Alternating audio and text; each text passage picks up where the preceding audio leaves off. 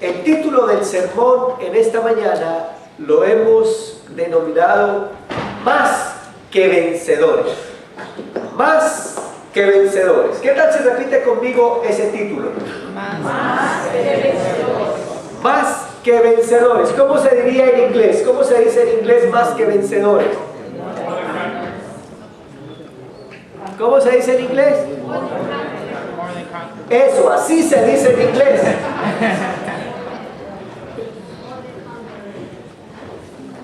Al escuchar el título, podríamos pensar que el sermón puede tener un tinte de positivismo.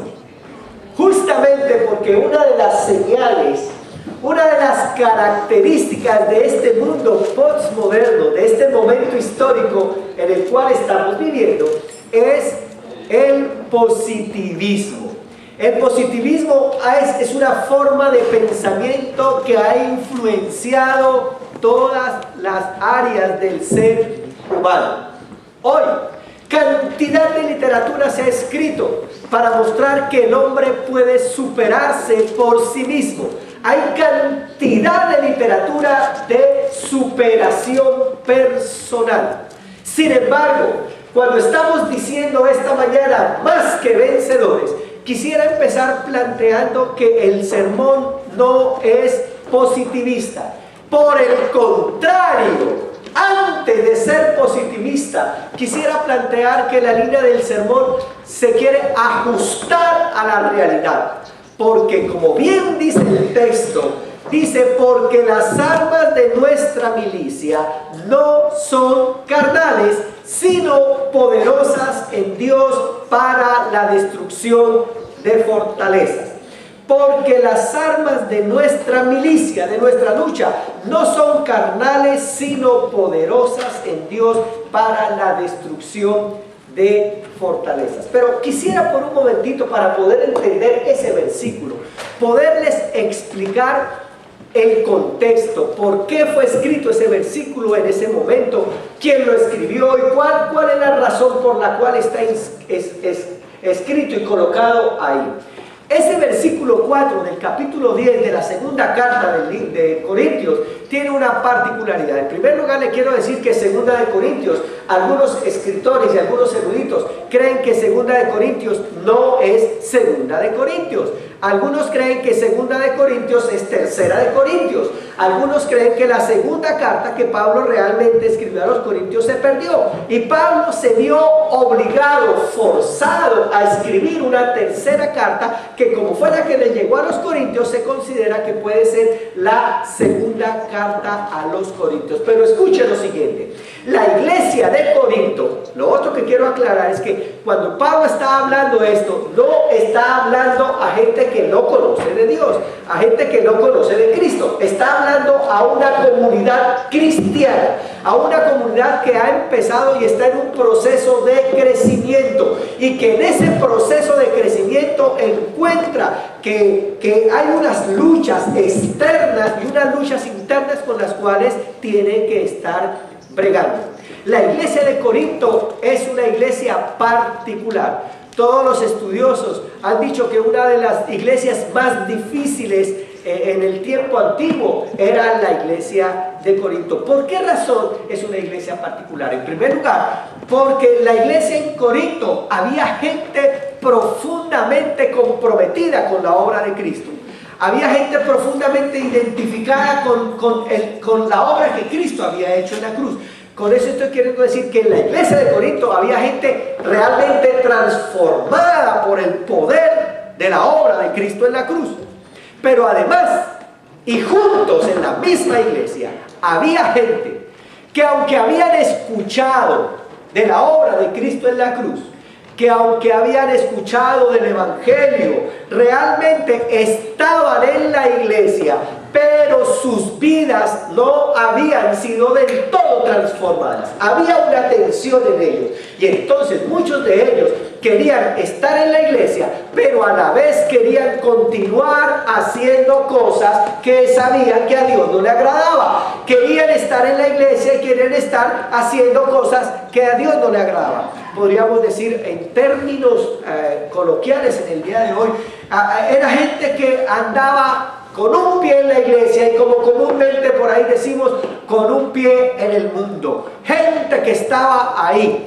Y en medio de esa tensión, Pablo, entendiendo que había esa tensión, Pablo les escribe y les dice: escuchen ustedes, los que están ahí a medias tintas, los que están ustedes ahí con esa lucha, los que están con dificultades, quiero que sepan que las armas que nosotros tenemos para ganar esa tensión no puede ser de nuestra naturaleza carnal, sino que son poderosas en Dios para la destrucción de fortalezas.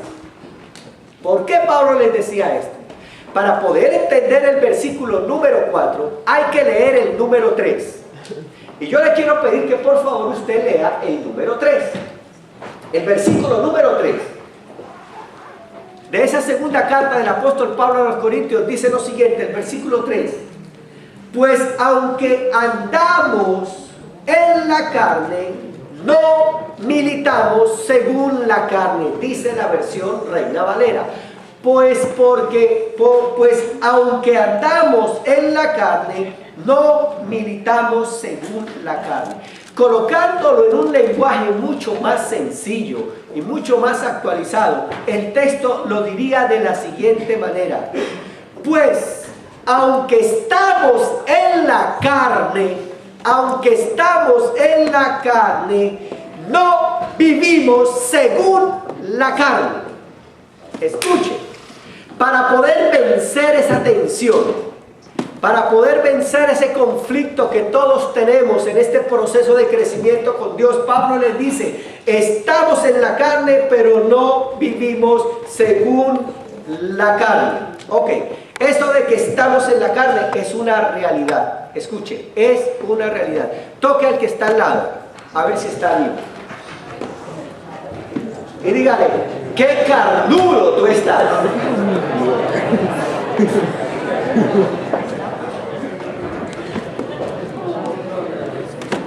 Tóquelo a ver si tiene carne. Tiene huesos. Carne y huesos, ¿correcto? Tóquelo, ok. ¿Está vivo? Ahora déjeme decirle, eso que usted tocó es carne. Y esa naturaleza carnal tiene ciertas particularidades. Pablo dice, lo primero que tenemos que entender, escuche, es que esta lucha, esta batalla que estamos viviendo, lo primero que tenemos que entender es que somos gente frágil, gente de carne y hueso. No somos superhombres, supermujeres, no somos ángeles. Escuche, una de las cosas que se cree es que los cristianos, cuando aceptan a Cristo, se vuelven ángeles.